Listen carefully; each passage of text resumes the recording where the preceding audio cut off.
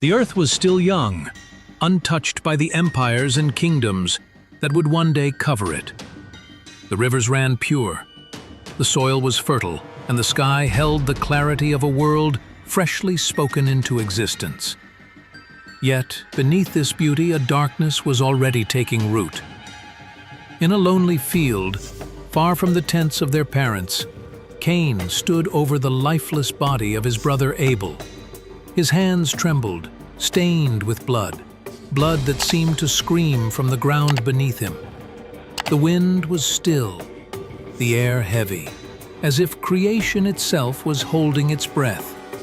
It was the first time death had come by human hands, the first time one image-bearer of God had destroyed another. And somewhere, beyond the veil of the physical, the spiritual realm stirred. Powers of darkness had watched intently, and even Lucifer himself paused. This was not the temptation of fruit in Eden. This was something far more dangerous. The willful taking of a life, the severing of a bond God had made. Cain's mind reeled.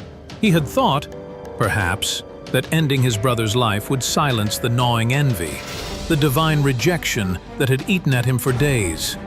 Instead, the silence that followed was suffocating. Far from the field, in the unseen realm, fallen spirits whispered to one another.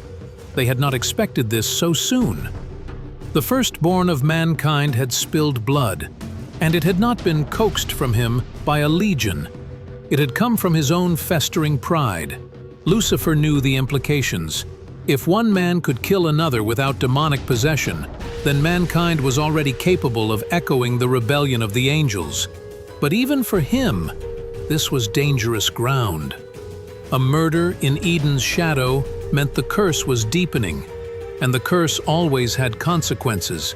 The voice came not as a shout, but as a question that seemed to pierce straight into Cain's soul. "Where is Abel, your brother?" Cain's lips formed the infamous reply, "I do not know. Am I my brother's keeper?" But even before the words left his mouth, he knew the lie was meaningless. God's response was thunder and sorrow all at once. "What have you done? The voice of your brother's blood cries out to me from the ground." That blood was more than a symbol. It was a testimony, a legal witness before the judge of all. In Hebrew thought, blood was life itself. Abel's spilled life was now accusing Cain before heaven. And judgment came swiftly. Cain would be cursed from the very earth he had worked, doomed to wander as a fugitive. But in the midst of judgment, there was something strange: mercy. Cain feared that whoever found him would kill him in vengeance. God's answer was both protective and mysterious. He placed a mark upon Cain, so that none would dare harm him. What this mark was has been debated for millennia. Ancient Jewish tradition speaks of it as a glowing sign, visible even in the dark. Some rabbinic writings claim it was a horn of light, others that it was the Hebrew letter Tav, the last letter of the alphabet, symbolizing completion or a sealing. In later mystical thought, the mark became almost like a divine shield, preventing spiritual forces from touching him. To Lucifer, this was deeply unsettling. Cain was a murderer, yet still under divine protection. The adversary had hoped to claim Cain fully, but now the killer walked the earth, marked not as Satan's prize, but as a living reminder of God's sovereignty. Cain's journey took him east of Eden to a place Scripture calls the land of Nod, a name meaning wandering. But this was not an empty wilderness. Ancient, extra-biblical traditions suggest that Nod was inhabited by other descendants of Adam and Eve's extended family, as the command to "be fruitful and multiply" had already been set in motion. Here, Cain built the first recorded city, Enoch, named after his son. The act was more than shelter building, it was defiance. God had condemned him to be a wanderer, yet Cain anchored himself in stone and walls. The city was not a place of worship, but of control, the seedbed of civilization apart from God. From the spiritual perspective, Lucifer watched as urban life began, an environment where pride, ambition, and hierarchy could grow unchecked. A city was harder to purify than a field. Its corruption spread faster. Cain's descendants would carry his spirit. Generations later, his line produced Lamech, a man who boasted to his wives that he had killed a man for wounding him, a chilling escalation of violence. Music, metallurgy, and commerce flourished among Cain's kin, but so did arrogance and bloodshed. This was the first fracture line in humanity's story, one branch following the path of Seth, the godly son born to Adam and Eve after Abel's death, the other, the Cainite line, shaping a world in rebellion. To the powers of darkness, this was an opportunity, but also a danger. The deeper man fell into bloodshed, the more likely God was to intervene decisively.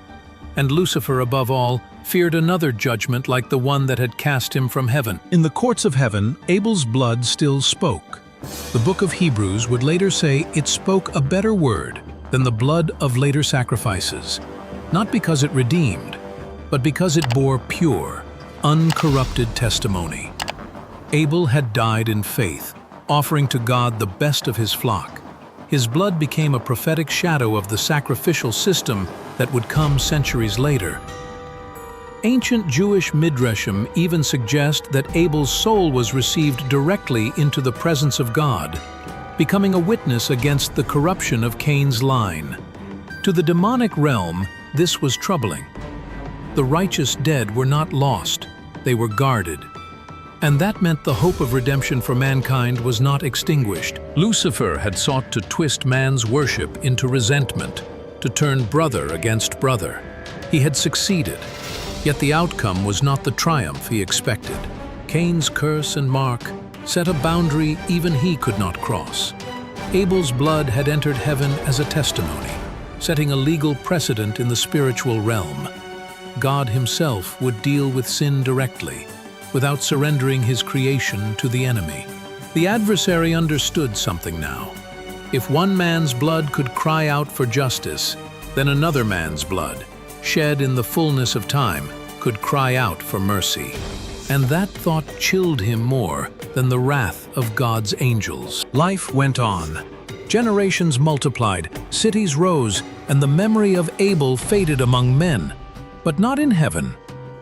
The sons of God and daughters of men mingled in the days before the flood, corruption spreading like wildfire. The Cainite spirit, pride, violence, and defiance would culminate in a world so dark that only Noah found grace. Yet even in that darkness, the line of Seth preserved the memory of Abel's faith.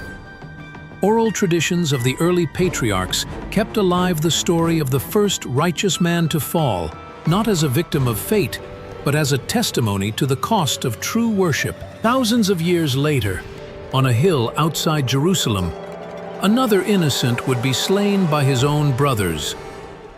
His blood too would fall to the ground, but unlike Abel's, it would not call for vengeance. It would cry for forgiveness. The book of Hebrews draws the line clearly. If Abel's blood condemned, the blood of Christ redeems. For Lucifer, that was the true terror. From Cain's envy to Golgotha's cross, the thread was unbroken. The first murder had not secured mankind for darkness. It had laid the groundwork for the greatest rescue in history. And the one who had once rejoiced over Abel's death now understood. His apparent victories were only paving the way for his ultimate defeat. The story of Cain and Abel is more than the first murder. It is the opening act of humanity's moral history, a mirror to the battles still fought in every human heart. It reveals a God who judges, but also marks, spares, and preserves. It shows that even in the shadow of death, righteousness is not forgotten. and that in the courts of heaven the blood of the faithful still speaks. You've just uncovered another hidden chapter of history with animated Bible mysteries. If you enjoyed this journey, remember to like, comment, and subscribe, and turn on notifications so you never miss a story where the Bible's words, ancient legends, and divine mysteries come together. Until next time, heaven holds the secrets. Never stop searching.